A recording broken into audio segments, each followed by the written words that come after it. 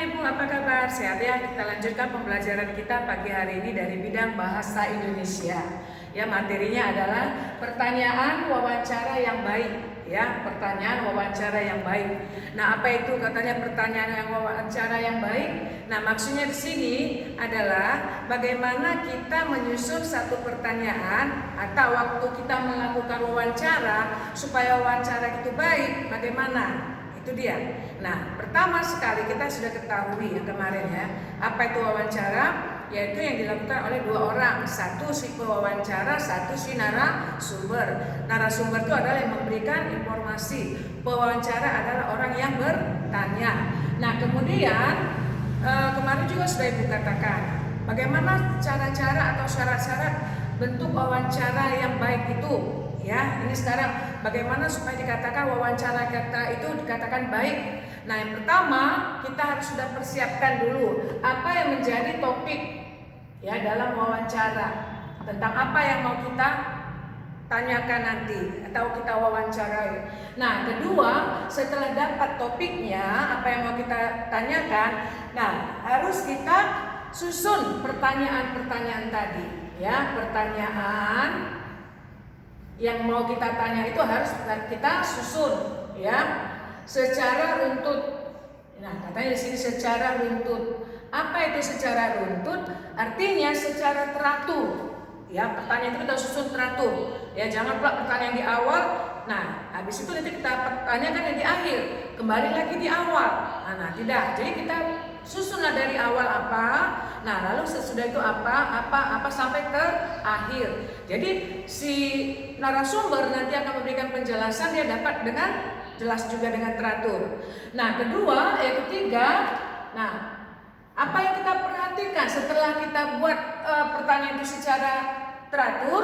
Nah, ketiga katanya pertanyaan dimulai dengan pertanyaan yang umum ya, artinya usahakan nah pertanyaan yang kita tanyakan itu mulailah dari ya hal yang umum ya, dari hal yang umum baru nanti hal yang bersifat khusus ya. Umum dulu baru secara khusus, artinya yang menjadi inti daripada wawancara nanti. Itulah dia, dari yang umum dulu baru secara khusus. Nah, baru yang keempat, nah apalagi yang mau kita perhatikan waktu mengadakan wawancara itu? Ya, pertanyaan itu ya, pertanyaan-pertanyaan yang kita susun tadi itu dia harus berkelanjutan ya, berkelanjutan ya. Apa itu yang berkelanjutan? Maksudnya adalah bahwa pertanyaan yang nomor satu misalnya ya harus kita lanjutkan dengan misalnya yang kedua, artinya dia relevan ya. Misalnya kalau misalnya kita tanyakan inti tentang nah pendidikannya itu, nah minimal ya hal-hal berbau pendidikan lah yang kita lanjutkan dalam bentuk pertanyaan-pertanyaan berikutnya. Nah, jadi pertanyaan itu harus berkelanjutan dari pertama berhubungan kedua, kedua ketiga dan seterusnya. Nah, sampai nanti pada akhirnya nanti ya setelah pertanyaan itu selesai ya, katanya hal yang kelima ya, setelah narasumber menjawab pertanyaan dengan jelas ya kan, setelah ya narasumber ya kan memberikan penjelasan,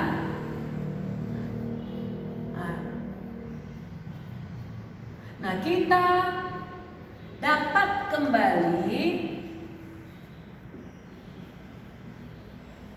ya menanyakan pertanyaan dari penjelasan narasumber ya, penjelasan narasumber ya. Maksudnya ini ya anak kami, tadi kan sudah kita tanyakan dengan sesuai dengan pertanyaan kita susun. Nah, setelah selesai pertanyaan kita ini, narasumber akan memberikan penjelasan-penjelasan kan. Nah, setelah dia memberikan penjelasan, boleh kita tanyakan lagi dari penjelasan yang dijelaskan si narasumber. Nah, maksudnya hal-hal yang berkaitan dengan apa yang menjadi topik kita. Ya, mungkin tidak kita susun kan, kita tidak buat pertanyaan tadi, tapi karena narasumber memberikan penjelasan yang begitu gamblang atau begitu jelas, nah kita bertanya lagi. Nah, itu adalah satu bentuk wawancara yang sangat baik, ya kan? Artinya, wawasan penjelasan dari narasumber itu benar-benar lebih lengkap. Nah, itulah anak kami bentuk-bentuk bagaimana supaya dikatakan wawancara kita itu baik. Baru setelah selesai wawancara, nah seperti biasanya secara umum sudah kita katakan harus kita ucapkan ya salam dan terima kasih. Itulah penutup dalam bentuk wawancara. Jelas anak kami? Ya, nanti tugasnya lihat di classroom ya. Iya.